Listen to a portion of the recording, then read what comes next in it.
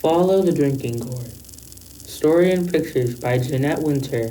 Read by Braden Shaw. Long ago, before the Civil War, there was an old sailor called Peg-Leg Joe, who did what he could to help free the slaves.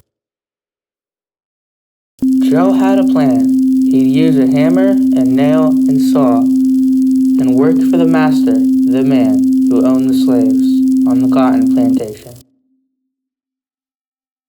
Joe had a plan. At night, when work was done, he'd teach the slaves a song that secretly told the way to freedom. Just follow the drinking gourd, it said. When the song was learned and sung all day, Peg-Leg Joe would slip away to work for another master and teach the song again. One day, a slave called Molly saw her man, James, sold to another master. James would be taken away, their family torn apart. Just one more night together. A quail called in the trees that night. Molly and James remembered Joe's song. They sang it low. When the sun comes back and the first quail calls, follow the drinking gourd, for the old man is awaiting for to carry you to freedom. If you follow the drinking gourd. They looked to the sky and saw the stars. Taking their little son, Isaiah, old Hattie, and her grandson, George, Molly and James set out for freedom that very night, following the stars of the drinking gourd. They ran all night through the fields till they crossed the stream to the woods. When daylight came, they hid in the trees, watching, listening for the master's hounds set loose to find them. But the dogs lost the runway's scent at the stream, and Molly and James and Isaiah, old Hattie and young George were not found. They hid all day in the woods. At night they walked again, singing Joe's song and looking for the signs that marked the trail.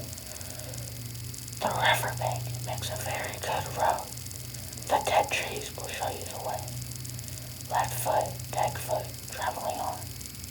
Follow the drinking gourd. Walking by night, sleeping by day, for weeks they traveled on. Sometimes berries to pick and corn to snatch, sometimes fish to catch, sometimes empty bellies to sleep on, sometimes no stars to guide the way. They never knew what lay ahead. There was danger from men who would send them back, and danger from hungry beasts. But sometimes a kind deed was done. One day, as they hid in a thicket, a boy from a farm found them. In a bag of feed for the hogs in the wood, he brought bacon and cornbread to share. Singing low, they traveled on. The river ends between two hills. Follow the drinking gourd.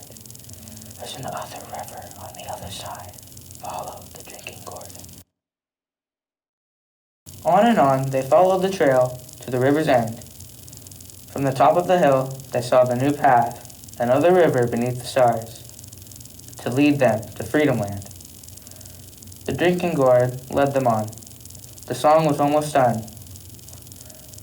When the great big river meets the little river, follow the drinking gourd, for the old man is waiting for to carry you to freedom, if you follow the drinking gourd. Then they climbed the last hill. Down below was Peg-Leg Joe, waiting at the wide Ohio River to carry them across. Their spirits rose when they saw the old man. Molly and James and Isaiah, old Hattie and George ran to the shore. Under a starry sky, Joe rowed them across the wide Ohio River. He told them of hiding places where they would be safe. A path of houses stretched like a train on a secret track leading north to Canada. He called it the Underground Railroad that carried riders to freedom. The first safe house stood on the hill. The lamp was lit, which meant it was safe to come.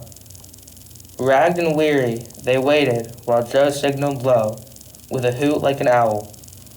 The door opened wide to welcome the freedom travelers. They were rushed through the house to the barn, for the farmers knew there were slave catchers near.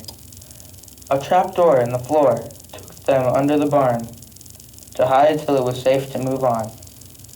Then Peg-Leg Joe went back to the river to meet others who had followed the drinking gourd. With danger still near, too close for ease, the farmer sent the 5 travelers on. He drew a map that showed the way north on the midnight road to the next safe house just over 2 hills. This time, James called the signal, a hoot like an owl, that opened the door to a Quaker farm. The travelers were led to a secret room hidden behind shelves.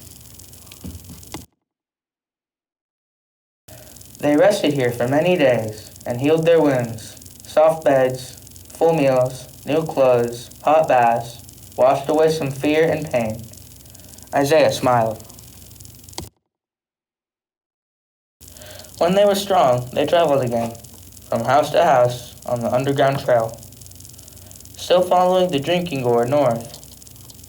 Sometimes they traveled on foot, sometimes by cart. The wagon they rode near their journey's end carried fruit to market and the runaways to freedom. At last, they came to the shores of Lake Erie.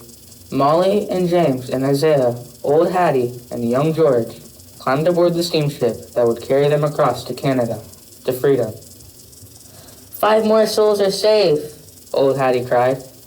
The sun shone bright when they stepped on land. They had followed the drinking gourd.